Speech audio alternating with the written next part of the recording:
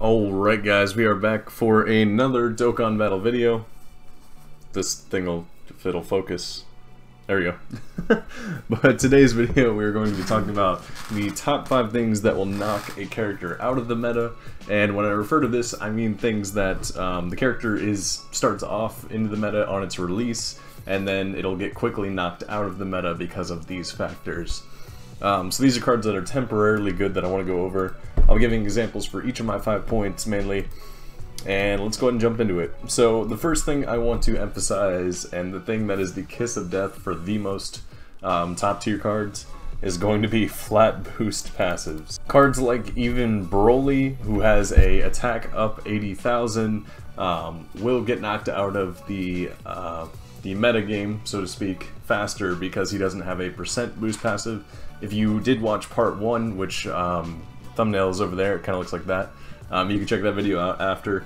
But basically, percent boost passives will allow a unit to carry into a meta longer because that translates to them scaling their attack with the leader skill, the new leader skills that come out. However, flat boost passives plus 80,000, for example, will kind of make a unit plateau at a certain amount, whereas a percentage-based passive will keep rising with the new passives. So flat boost passives are the kiss of death. The new agility LR Trunks, future Trunks, is going to be coming out. That will be free to play, has this issue. Most free to play LRs actually do have this issue as well. For example, LR Goku, I think, has one. Yeah, attack plus 10,000. Notice how fast he got knocked out of the meta. He lasted 1 meta after he was released, kind of, and then after that he was easily replaceable because of this reason. So flat boost passives are the kiss of death. But moving into number 2, it's going to be bad links. On the topic of LRs, I want to say units that have a very specific key link that they are fully dependent on, that are not necessarily common in their teams that they would fit the best on, kind of hold them back.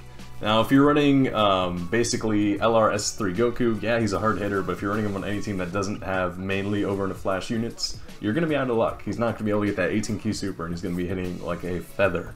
So it's not something you want generally. You want a unit with at least 2 really common key links.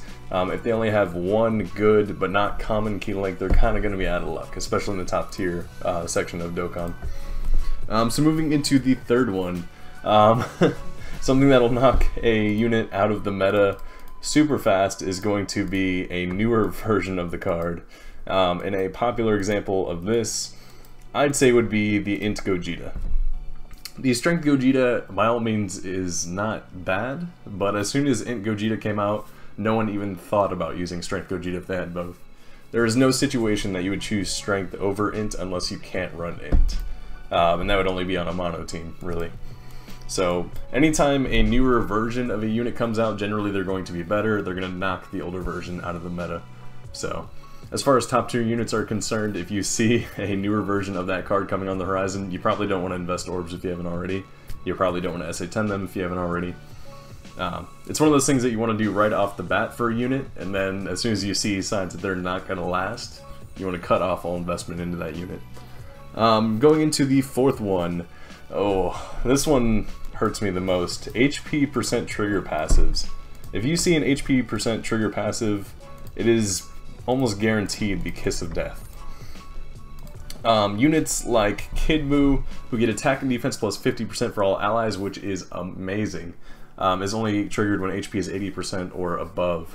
That is a very limited window. Not many people are going to be able to stay within the 80%, and this only triggers at the beginning of the turn, so you can't heal and try and get him up above that to trigger during the turn. Stuff like that holds a unit back tremendously. If you see an HP percent trigger passive, there are very few of those cards out in the meta, and that's for a good reason. They're really hard to consistently